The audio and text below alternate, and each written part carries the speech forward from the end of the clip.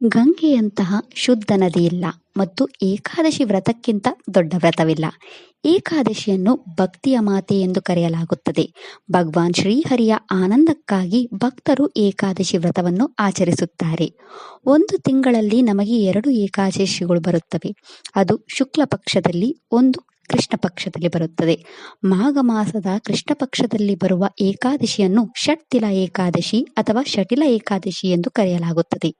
ಪ್ರತಿ ಏಕಾದಶಿಯಂದು ಭಕ್ತರು ಮಹಾವಿಷ್ಣುವಿನ ಆರಾಧನೆ ಮಾಡುತ್ತಾರೆ. ಈ ದಿನ ಜನರು ಭಗವಾನ್ ವಿಷ್ಣುವಿನ ಆಶೀರ್ವಾದವನ್ನು ಬಯಸುತ್ತಾರೆ. ಏಕಾದಶಿಯಂದು ಉಪವಾಸ ಮಾಡುತ್ತಾರೆ. ವಿಷ್ಣು ದೇವಾಲಯಗಳಿಗೆ ಭೇಟಿ ನೀಡುತ್ತಾರೆ. ಜನರು ಏಕಾದಶಿ ವ್ರತಕಥೆಗಳನ್ನು ಓದುತ್ತಾರೆ ಅಥವಾ ಕೇಳುತ್ತಾರೆ. ಮಂಗಳಕರವಾದ ಷಟ್ತಿಲ ಏಕಾದಶಿಯು ಮಹತ್ವದ ಹಿಂದೂ ಹಬ್ಬವಾಗಿದೆ.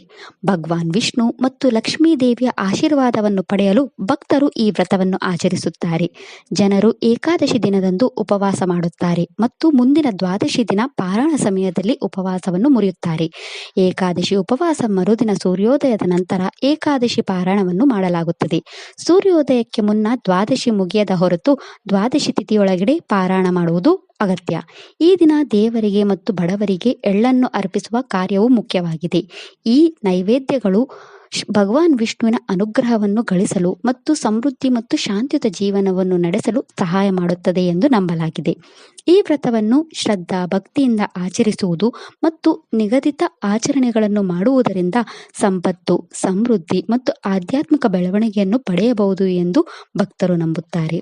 ಈ ದಿನ ಏಕಾದಶಿ ವ್ರತವನ್ನು ಆಚರಿಸುವವರು ಮುಂಜಾನೆ ಎದ್ದು ಎಳ್ಳಿನ ಸ್ನಾನ ಮಾಡುತ್ತಾರೆ. ಅವರು ತುಳಸಿ ಎಲೆಗಳು ಮತ್ತು ಎಳ್ಳನ್ನು ಅರ್ಪಿಸಿ ವಿಷ್ಣುವನ್ನು ಪೂಜಿಸುತ್ತಾರೆ. ವಿಷ್ಣು ಪೂಜೆಯ ಜೊತೆಗೆ ಜನರು ವಿಷ್ಣು ಸಹಸ್ರನಾಮ, ಗೋಪಾಲ ಸಹಸ್ರನಾಮ ಮತ್ತು ಕೃಷ್ಣ ಮಂತ್ರಗಳಂತಹ ವಿಷ್ಣು ಮಂತ್ರಗಳನ್ನು ಪಠಿಸುತ್ತಾರೆ. ಪೂಜೆಯ ನಂತರ ಜನರು ಏಕಾದಶಿ ವ್ರತಕಥೆಯನ್ನು ಓದುತ್ತಾರೆ ಮತ್ತು ವಿಷ್ಣುವಿಗೆ ಆರತಿ, ಧೂಪವನ್ನು ಅರ್ಪಿಸುತ್ತಾರೆ ಮತ್ತು ಎಲ್ಲರಿಗೆ ಪ್ರಸಾದವನ್ನು ವಿತರಿಸುತ್ತಾರೆ. ಏಕಾದಶಿ ಉಪವಾಸವು ಏಕಾದಶಿ ದಿನದಂದು ಮುಂಜಾನೆ ಪ್ರಾರಂಭವಾಗುತ್ತದೆ ಮತ್ತು ದ್ವಾದಶಿಯ ಮುಂಜಾನೆಯವರೆಗೂ ಇರುತ್ತದೆ. ಭಗವಾನ್ ವಿಷ್ಣುವಿಗೆ ಪೂಜೆ ಮಾಡಿದ ನಂತರ ದ್ವಾದಶಿ ದಿನದಂದು ಪಾರಾಯಣ ಸಮಯದಲ್ಲಿ ಉಪವಾಸವನ್ನು ಮುರಿಯಲಾಗುತ್ತದೆ. ಉಪವಾಸವು ಏನನ್ನು ತಿನ್ನದಿರುವುದನ್ನು ಒಳಗೊಂಡಿರುತ್ತದೆ. ಕೆಲವು ಭಕ್ತರು ಈ ದಿನ ಎಳ್ಳನ್ನು ಮಾತ್ರ ಸೇವಿಸುತ್ತಾರೆ.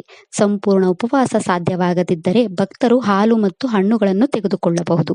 ಪ್ರತಿ ಏಕಾದಶಿಯು ತನ್ನದೇ ಆದ ಪ್ರಾಮುಖ್ಯತೆಯನ್ನು ಹೊಂದಿದೆ ಮತ್ತು ಪ್ರತಿ ಏಕಾದಶಿಯು ಅದರೊಂದಿಗೆ ವ್ರತಕಥೆಯನ್ನು ಹೊಂದಿದೆ. ಈಗ ನಾವು ದಾನ ಮತ್ತು ನಿಸ್ವಾರ್ಥತೆಯ ಮಹತ್ವವನ್ನು ಸಾರುವ ಷಟ್ತಿಲ ಏಕಾದಶಿ ವ್ರತಕಥೆಯನ್ನು ಕೇಳೋಣ. ಭವಿಷ್ಯೋತ್ತರ ಪುರಾಣದಲ್ಲಿ ಶ್ರೀಕೃಷ್ಣ ಮತ್ತು ಯುಧಿಷ್ಠಿರ ಮಹಾರಾಜರ ನಡುವಿನ ಸಂಭಾಷಣೆಯು ಷಟ್ತಿಲ ಏಕಾದಶಿಯ ಮಹಿಮೆಯನ್ನು ವಿವರಿಸುತ್ತದೆ. ಒಮ್ಮೆ ಯುಧಿಷ್ಠಿರ ಮಹಾರಾಜನು ಮಾಘ ಮಾಸದ ಕೃಷ್ಣ ಪಕ್ಷದಲ್ಲಿ ಏಕಾದಶಿಯ ಮಹಿಮೆಯನ್ನು ವಿವರಿಸಲು ಶ್ರೀಕೃಷ್ಣನನ್ನು ಕೇಳಿದನು. ಅದಕ್ಕೆ ಭಗವಾನ್ ಕೃಷ್ಣನು ಹೇಳಿದನು, ಮಾಘ ಮಾಸದ ಕೃಷ್ಣ ಪಕ್ಷದ ಏಕಾದಶಿಯನ್ನು ಷಟ್ತಿಲ ಏಕಾದಶಿ ಎಂದು ಕರೆಯಲಾಗುತ್ತದೆ. ಈ ಏಕಾದಶಿಯ ಮಹಿಮೆಯನ್ನು ಒಮ್ಮೆ ಪುಲಸ್ತ್ಯ ಮುನಿಯಿಂದ ದಲಭ್ಯ ಮುನಿಗೆ ವಿವರಿಸಲಾಗಿದೆ. ಒಮ್ಮೆ ದಲಭ್ಯ ಮುನಿಯು ಪುಲಸ್ತ್ಯ ಮುನಿಯಲ್ಲಿ ಮೃತ್ಯುಲೋಕದ ಪ್ರತಿಯೊಂದು ಜೀವಿಯು ಪಾಪ ಕಾರ್ಯಗಳಲ್ಲಿ ತೊಡಗಿರುವ ಜನರ ಮತ್ತು ಅವರನ್ನು ನರಕ ಯಾತನೆಗಳಿಂದ ರಕ್ಷಿಸಲು ಪರಿಹಾರವೇನು ಎಂದು ಅವರನ್ನು ಕೇಳಿದರು. ಅದಕ್ಕೆ ಪುಲಸ್ತ್ಯ ಮುನಿಯು ದಲಭ್ಯ ಮುನಿಗೆ ತಾನು ಒಳ್ಳೆಯದನ್ನು ಕೇಳಿದ್ದಾನೆ ಎಂದು ಹೇಳಿದರು. ಮಾಘ ಮಾಸದಲ್ಲಿ ವ್ಯಕ್ತಿಯು ಸ್ನಾನ ಮಾಡಿ ತನ್ನ ಇಂದ್ರಿಯಗಳನ್ನು ಹತೋಟಿಯಲ್ಲಿಟ್ಟು ಕೊಳ್ಳಬೇಕು ಮತ್ತು ಕಾಮ, ಕ್ರೋಧ, ಅಹಂಕಾರ, ಲೋಭ ಮತ್ತು ಖಂಡನೆಗಳನ್ನು ತ್ಯಜಿಸಬೇಕು ಎಂದು ಮುನಿಗೆ ಹೇಳುತ್ತಾನೆ. ನೆಲವನ್ನು ಮುಟ್ಟುವ ಮೊದಲು ಪ್ರತಿದಿನ ಪರಮಾತ್ಮನನ್ನು ಸ್ಮರಿಸಬೇಕು. ನೆಲದ ಮೇಲೆ ಬಿದ್ದ ಹಸುವಿನ ಸಗಣಿ ಸಂಗ್ರಹಿಸಿ ಅದರಲ್ಲಿ ಎಳ್ಳನ್ನು ಬೆರೆಸಿ 108 ಪಿಂಡಗಳನ್ನು ಮಾಡಬೇಕು. ಮಾಘ ಮಾಸದಲ್ಲಿ ಅರ್ಧ್ರ ಮೂಲ ನಕ್ಷತ್ರ ಬಂದ ತಕ್ಷಣ ಪಾಪ ಪರಿಹಾರಕ್ಕಾಗಿ ಕೃಷ್ಣ ಪಕ್ಷದ ಏಕಾದಶಿ ತಿಥಿಯಂದು ಉಪವಾಸವನ್ನು ಆಚರಿಸಬೇಕು ಮತ್ತು ಭಗವಾನ್ ಶ್ರೀಹರಿ ನಾಮವನ್ನು ಜಪಿಸಬೇಕು. ಏಕಾದಶಿಯ ದಿನದಂದು ಪೂರ್ಣ ರಾತ್ರಿ ಎದ್ದು ಶಂಖ, ಚಕ್ರ, ಶ್ರೀಗಂಧ, ಕರ್ಪೂರ ಮತ್ತು ಪವಿತ್ರ ನೈವೇದ್ಯಗಳಿಂದ ಶ್ರೀಹರಿಯನ್ನು ಪೂಜಿಸಬೇಕು. ನಂತರ ವಿಷ್ಣುವಿನ ನಾಮಗಳನ್ನು ಜಪಿಸಬೇಕು. ಸೀತಾಫಲ, ತೆಂಗಿನಕಾಯಿ ಮತ್ತು ಪೇರಳೆ ಹಣ್ಣನ್ನು ದೇವರಿಗೆ ಅರ್ಪಿಸಬೇಕು. ಈ ವಸ್ತುಗಳು ಲಭ್ಯವಿಲ್ಲದಿದ್ದರೆ ವಿಳೆಯದೆಲೆ ಮತ್ತು ಅಡಿಕೆ ಅದರ ಬದಲಾಗಿ ಅರ್ಪಿಸಬೇಕು. ಏಕಾದಶಿಯಂದು ನಮ್ಮನ್ನು ರಕ್ಷಿಸುವಂತೆ ಶ್ರೀಹರಿಯನ್ನು ಪ್ರಾರ್ಥಿಸಬೇಕು. ಏಕಾದಶಿಯ ದಿನ ಎಳ್ಳಿನ ಸ್ನಾನ, ಎಳ್ಳು ಹಚ್ಚುವುದು, ಎಳ್ಳಿನೊಂದಿಗೆ ಹವನ ಮಾಡುವುದು, ಎಳ್ಳು ಬೆರೆಸಿದ ನೀರು ಕುಡಿಯುವುದು, ಎಳ್ಳನ್ನು ದಾನ ಮಾಡಬೇಕು. ಈ ರೀತಿಯಾಗಿ ಎಳ್ಳನ್ನು 6 ಚಟುವಟಿಕೆಗಳಲ್ಲಿ ಬಳಸುವುದರಿಂದ ನಮ್ಮ ಎಲ್ಲ ಪಾಪಗಳನ್ನು ನಾಶಪಡಿಸುವ ಷಟ್ತಿಲ ಏಕಾದಶಿ ಎಂದು ಪರಿಗಣಿಸಲಾಗುತ್ತದೆ. ಪುಲಸ್ತ್ಯ ಮುನಿಯು ನಂತರ ದಲಭ್ಯ ಮುನಿಗೆ ಹೇಳುತ್ತಾನೆ. ಒಮ್ಮೆ ನಾರದ ಮುನಿಯು ಶ್ರೀಕೃಷ್ಣನಿಗೆ ಷಟ್ತಿಲ ಏಕಾದಶಿಯ ಕಥೆಯನ್ನು ಹೇಳಲು ಕೇಳಿದನು. ಅದಕ್ಕೆ ಶ್ರೀಕೃಷ್ಣನು ಉತ್ತರಿಸಿದನು. ಒಮ್ಮೆ ತನ್ನ ಅಚಲವಾದ ಧಾರ್ಮಿಕ ಆಚರಣೆಗಳಿಗೆ ಹೆಸರುವಾಸಿಯಾದ ಶ್ರದ್ಧಾಭರಿತ ಹಿರಿಯ ಬ್ರಾಹ್ಮಣ ಮಹಿಳೆ ವಾಸಿಸುತ್ತಿದ್ದಳು. ಅವಳು ಭಗವಾನ್ ವಿಷ್ಣುವಿನ ಮಹಾನ್ ಭಕ್ತೆಯಾಗಿದ್ದಳು. ಅವಳು ಉಪವಾಸ ಮತ್ತು ಪ್ರಾರ್ಥನೆಗಳನ್ನು ಮಾಡಲು ಆಳವಾಗಿ ಮೀಸಲಾಗಿದ್ದಳು. ಆದರೆ ಅವಳು ಇತರರಿಗೆ ಆಹಾರ ಅಥವಾ ದಾನವನ್ನು ನೀಡುತ್ತಿರಲಿಲ್ಲ. ಕಾಲಾಂತರದಲ್ಲಿ ಅವಳ ಭಕ್ತಿಯು ಅವಳ ಆತ್ಮವನ್ನು ಶುದ್ಧೀಕರಿಸಿತು. ಆದರೆ ಇತರರಿಗೆ ಭಿಕ್ಷೆ ಅಥವಾ ದಾನವನ್ನು ನೀಡಲು ಅವಳು ಹಿಂಜರಿಯುತ್ತಿದ್ದಳು. ಇದರಿಂದ ಆಕೆಯ ಆಧ್ಯಾತ್ಮಿಕ ಪಯಣ ಅಪೂರ್ಣವಾಗಿತ್ತು. ನಿಜವಾದ ಆಧ್ಯಾತ್ಮಿಕ ನೆರವೇರಿಕೆಯನ್ನು ಸಾಧಿಸುವಲ್ಲಿ ದಾನವು ಪ್ರಮುಖ ಪಾತ್ರವನ್ನು ವಹಿಸುತ್ತದೆ ಮತ್ತು ಈ ಮಹಿಳೆ ಯಾರಿಗೂ ಯಾವುದೇ ದಾನವನ್ನು ನೀಡುತ್ತಿರಲಿಲ್ಲ. ಇದರಿಂದ ಅವಳ ಭಕ್ತಿಯು ಅಪೂರ್ಣವಾಗಿತ್ತು. ಅವಳ ಹೃದಯವು ಭಗವಾನ್ ವಿಷ್ಣುವಿನ ಮೇಲಿನ ಪ್ರೀತಿಯಿಂದ ಉಕ್ಕಿ ಹರಿಯಿತು ಮತ್ತು ಅವಳು ತನ್ನ ಭಕ್ತಿಯ ಅಭಿವ್ಯಕ್ತಿಯಾಗಿ ಉಪವಾಸಗಳನ್ನು ಆಚರಿಸುವ ಮೂಲಕ ಶ್ರದ್ಧೆಯಿಂದ ವಿಷ್ಣುವನ್ನು ಆರಾಧಿಸುತ್ತಿದ್ದಳು. ಎಲ್ಲಾ ರೀತಿಯ ತಪಸ್ಸು ಮಾಡಿದ ನಂತರ ಅವಳು ತುಂಬಾ ಪರಿಶುದ್ಧಳಾದಳು. ಆದರೆ ಅವಳ ಸದಾಚಾರದಲ್ಲಿ ದೋಷವಿತ್ತು. ಅವಳು ಎಂದಿಗೂ ತನ್ನ ಉದಾರತೆಯನ್ನು ಅಗತ್ಯವಿರುವವರಿಗೆ ವಿಸ್ತರಿಸಲಿಲ್ಲ. ಬ್ರಾಹ್ಮಣ ಮಹಿಳೆ ಎಂದಿಗೂ ಬ್ರಾಹ್ಮಣರಿಗೆ ಮತ್ತು ಬಡವರಿಗೆ ದಾನವನ್ನು ನೀಡಲಿಲ್ಲ. ಅವಳು ಎಂದಿಗೂ ಹಸಿದ ಜನರಿಗೆ ದಾನ ನೀಡಲಿಲ್ಲ. ಅವಳು ಹಸಿದವರಿಗೆ ಆಹಾರವನ್ನು ನೀಡಲಿಲ್ಲ. ಅವಳು ದಾನದ ಅತ್ಯಗತ್ಯ ಅಂಶವನ್ನು ನಿರ್ಲಕ್ಷಿಸಿದಳು. ಬ್ರಾಹ್ಮಣ ಮಹಿಳೆಯ ಸಮರ್ಪಣೆಯನ್ನು ಗಮನಿಸಿ ಮತ್ತು ಅವಳ ದಾನ ಕಾರ್ಯಗಳಲ್ಲಿ ಶೂನ್ಯತೆಯನ್ನು ಗುರುತಿಸಿದ ಭಗವಾನ್ ವಿಷ್ಣುವು ಅವಳಿಗೆ ಅಮೂಲ್ಯವಾದ ಪಾಠವನ್ನು ಕಲಿಸಲು ನಿರ್ಧರಿಸಿದರು.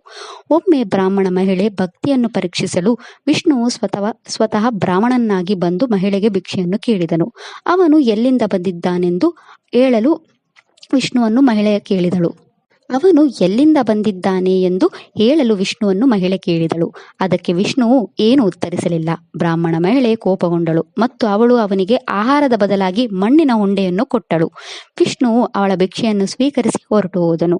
ಆ ನಂತರ ವಿಷ್ಣುವು ವೈಕುಂಠಕ್ಕೆ ಹಿಂತಿರುಗಿದರು. ನಂತರ ವೈಕುಂಠದಲ್ಲಿ ಬ್ರಾಹ್ಮಣ ಮಹಿಳೆ ನೀಡಿದ ಮಣ್ಣನ್ನು ಬಳಸಿ ಭಗವಾನ್ ವಿಷ್ಣುವು ಭವ್ಯವಾದ ಅರಮನೆಯನ್ನು ಮಾರ್ಪಡಿಸಿದನು. ವಿಷ್ಣುವಿನ ಭಕ್ತಿಯಿಂದಾಗಿ ಬ್ರಾಹ್ಮಣ ಮಹಿಳೆಗೆ ವೈಕುಂಠಕ್ಕೆ ಬರಲು ಅವಕಾಶ ನೀಡಲಾಯಿತು. ಬ್ರಾಹ್ಮಣ ಮಹಿಳೆಯ ಆತ್ಮವು ತನ್ನ ಮರಣದ ನಂತರ ವೈಕುಂಠವನ್ನು ತಲುಪಿದಾಗ ಅವಳು ತನಗಾಗಿ ಕಾಯುತ್ತಿರುವ ಸುಂದರವಾದ ಅರಮನೆಯನ್ನು ಕಂಡುಕೊಂಡಳು. ಆದರೆ ಅವಳ ನಿರಾಶೆಗೆ ಅರಮನೆಯು ಮಣ್ಣಿನಿಂದ ಮಾಡಲ್ಪಟ್ಟಿತ್ತು ಮತ್ತು ಅರಮನೆಯ ಒಳಗೆ ಆಹಾರಕ್ಕಾಗಿ ಯಾವುದೇ ವ್ಯವಸ್ಥೆ ಇರಲಿಲ್ಲ ಮತ್ತು ಸಂಪತ್ತೂ ಇರಲಿಲ್ಲ.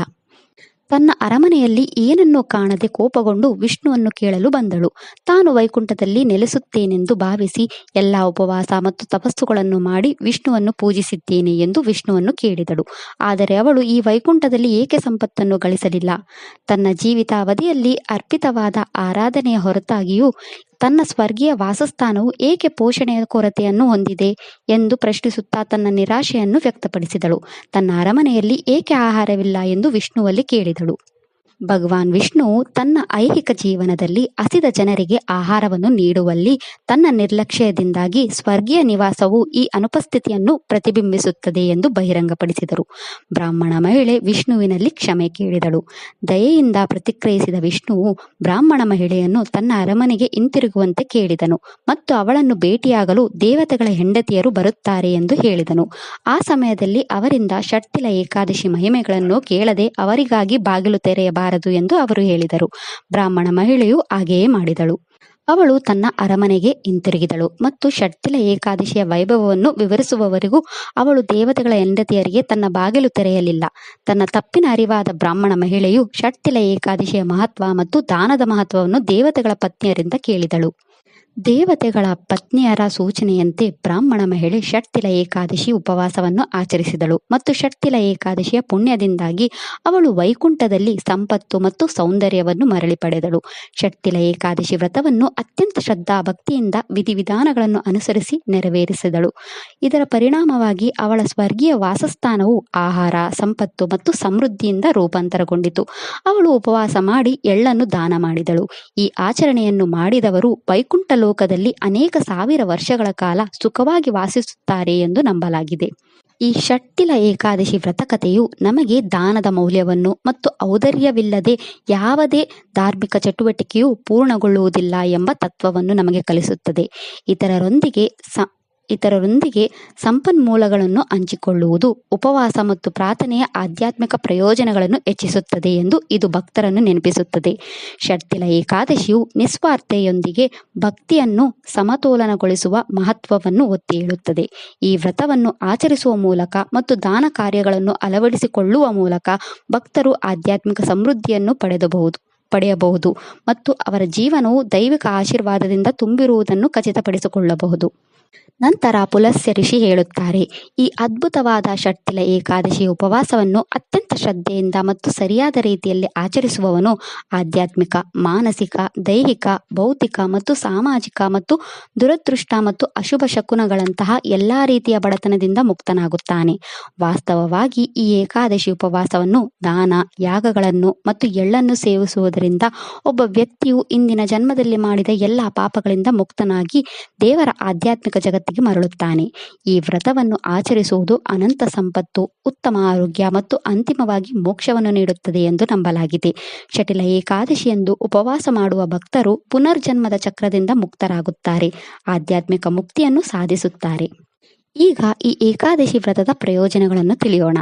ಸಂಸ್ಕೃತದಲ್ಲಿ ಷಟ್ ಎಂದರೆ 6 ಮತ್ತು ತಿಲ ಎಂದರೆ ಎಳ್ಳು. ಈ ದಿನ ಎಳ್ಳನ್ನು 6 ರೀತಿಯಲ್ಲಿ ಬಳಸಬೇಕು. ಮೊದಲು ನಾವು ಸ್ನಾನ ಮಾಡುವ ನೀರಿಗೆ ಸ್ವಲ್ಪ ಎಳ್ಳನ್ನು ಸೇರಿಸಬೇಕು. ಸ್ನಾನ ಮಾಡುವಾಗ ನಮ್ಮ ದೇಹಕ್ಕೆ ಎಳ್ಳನ್ನು ಹಚ್ಚಿಕೊಳ್ಳಬೇಕು. ನಾವು ವಿಷ್ಣುವಿಗೆ ಎಳ್ಳು ಲಡ್ಡುಗಳಂತಹ 6 ರೀತಿಯ ಎಳ್ಳಿನ ಆಹಾರವನ್ನು ಅರ್ಪಿಸಬೇಕು. ಈ ದಿನ ಎಳ್ಳನ್ನು ಸೇವಿಸಬೇಕು. ಈ ದಿನ ನಾವು ಬ್ರಾಹ್ಮಣರಿಗೆ ಎಳ್ಳನ್ನು ದಾನ ಮಾಡಬೇಕು, ಬಡವರಿಗೆ ಎಳ್ಳನ್ನು ದಾನ ಮಾಡಬೇಕು. ಎಳ್ಳು ಶುದ್ಧತೆಯ ಸಂಕೇತವಾಗಿದೆ, ಏಕೆಂದರೆ ಅವು ನಕಾರಾತ್ಮಕತೆಯಿಂದ ರಕ್ಷಿಸುವ, ಶುದ್ಧೀಕರಿಸುವ ಗುಣಗಳನ್ನು ಹೊಂದಿವೆ. ಈ ಏಕಾದಶಿಯನ್ನು ಆಚರಿಸುವುದರಿಂದ ಉತ್ತಮ ಆರೋಗ್ಯ, ಸಂಪತ್ತು ಮತ್ತು ಸಮೃದ್ಧಿಯನ್ನು ತರುತ್ತದೆ ಮತ್ತು ಭಕ್ತನನ್ನು ದುಷ್ಪರಿಣಾಮಗಳಿಂದ ರಕ್ಷಿಸುತ್ತದೆ ಎಂದು ಅನೇಕ ಜನರು ನಂಬುತ್ತಾರೆ. ಅಗತ್ಯವಿರುವವರಿಗೆ, ವಿಶೇಷವಾಗಿ ಬಡವರಿಗೆ ಮತ್ತು ದೇವಸ್ಥಾನಗಳಿಗೆ ಎಳ್ಳನ್ನು ನೀಡುವುದು ಈ ಏಕಾದಶಿಯ ಪ್ರಮುಖ ಭಾಗವಾಗಿದೆ. ಈ ದಿನದಂದು ಜನರು ಅಗತ್ಯವಿರುವವರಿಗೆ ಆಹಾರ ಮತ್ತು ಹಣವನ್ನು ದಾನ ಮಾಡುತ್ತಾರೆ ಮತ್ತು ಏಕಾದಶಿಯ ಆಧ್ಯಾತ್ಮಿಕ ಪ್ರಯೋಜನಗಳಿಗೆ ಭಕ್ತಿಯಿಂದ ಉಪವಾಸವನ್ನು ಆಚರಿಸುತ್ತಾರೆ. ಈ ದಿನದಂದು ಭಕ್ತರು ವಿಷ್ಣುವಿಗೆ ಪ್ರಾರ್ಥನೆ ಸಲ್ಲಿಸಬೇಕು. ವಿಷ್ಣು ಮಂತ್ರಗಳನ್ನು ಪಠಿಸಿ ಮತ್ತು ಆಧ್ಯಾತ್ಮಿಕ ಬೆಳವಣಿಗೆ, ಸಮೃದ್ಧಿ ಮತ್ತು ಆರೋಗ್ಯಕ್ಕಾಗಿ ಅವರ ಆಶೀರ್ವಾದವನ್ನು ಪಡೆಯಿರಿ. ಈ ದಿನದಂದು ಬ್ರಾಹ್ಮಣರಿಗೆ, ದೇವಸ್ಥಾನಗಳಿಗೆ ಅಥವಾ ಬಡವರಿಗೆ ದಾನ ಮಾಡುವುದು ಮುಖ್ಯ. ಕೆಲವು ಪ್ರದೇಶಗಳಲ್ಲಿ ಭಕ್ತರು ಈ ದಿನ ಪವಿತ್ರ ನದಿಯಲ್ಲಿ ಸ್ನಾನ ಮಾಡುತ್ತಾರೆ, ಏಕೆಂದರೆ ಇದು ಅತ್ಯಂತ ಮಂಗಳಕರವೆಂದು ಪರಿಗಣಿಸಲಾಗಿದೆ.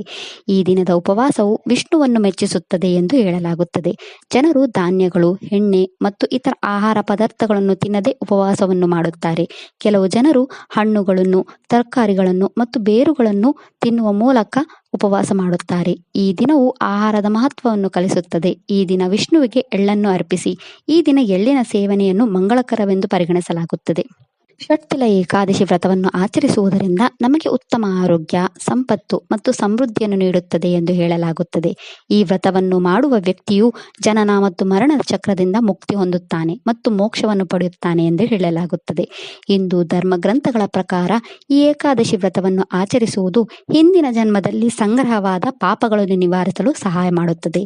ಈ ದಿನದಂದು ಉಪವಾಸವನ್ನು ಇಟ್ಟುಕೊಳ್ಳುವುದು ಮನಸ್ಸು ಮತ್ತು ಆತ್ಮವನ್ನು ಶುದ್ಧೀಕರಿಸುತ್ತದೆ ಎಂದು ನಂಬಲಾಗಿದೆ. ಇದು ಆಧ್ಯಾತ್ಮಿಕ ಬೆಳವಣಿಗೆಗೆ ಕಾರಣವಾಗುತ್ತದೆ ಮತ್ತು ನಕಾರಾತ್ಮಕ ಶಕ್ತಿಗಳನ್ನು ತೆಗೆದುಹಾಕುತ್ತದೆ. ಏಕಾದಶಿ ವ್ರತವು ದಾನದ ಮೂಲಕ ಶುದ್ಧೀಕರಣದ ಕಲ್ಪನೆಯೊಂದಿಗೆ ಸಂಬಂಧಿಸಿದೆ. ವಿಶೇಷವಾಗಿ ಎಳ್ಳನ್ನು ನೀಡುವ ಮೂಲಕ ಪವಿತ್ರವೆಂದು ಪರಿಗಣಿಸಲಾಗಿದೆ.